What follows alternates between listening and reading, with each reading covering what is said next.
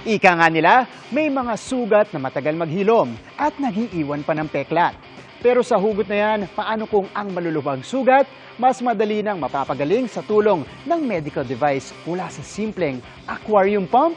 Tara, let's change the game!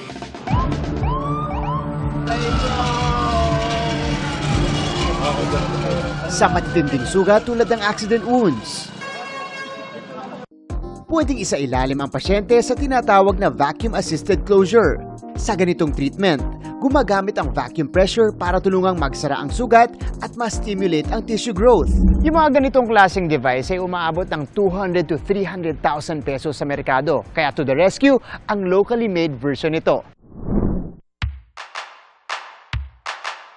Yan ang Aquavac. Developed by Dr. Kim Hinko, isang Bacolod-based orthopedic. Nakita raw niya ang kakulangan sa access ng ganitong uri ng device sa bansa dahil sa presyo. Kasi doon sa hospital namin, marami kaming pasyente sa motorsiklo. Nung uso pa yung mga paputok, yung problema namin, wala kaming ganun.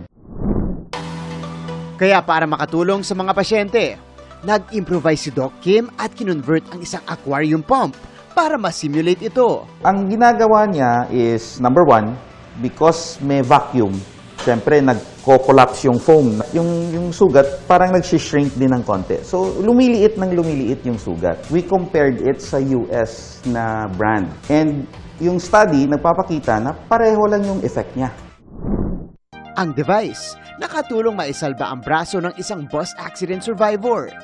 At dahil sa funding ng DOST, na-enhance pa ito at nakabuo ng digital version, ang Aquavac Advance. Mga kapuso, nasa harapan natin ngayon itong pinaka-recent na version ng Aquavac. So ito yung pump, naka-indicate dito sa harap niya yung pressure. At pwede nating i-adjust yung pressure na gusto natin ayon dun sa severity. Nasa likod naman itong canister, syempre nahihigop niya yung mga fluids ng wound, bacteria, edema.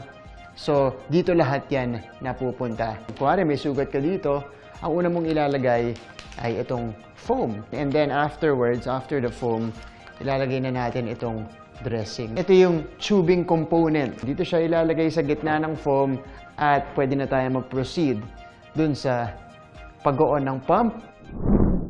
From 200 to 300,000 pesos per unit, ang Aquavac nagkakahalaga lang ng 50,000 pesos per unit.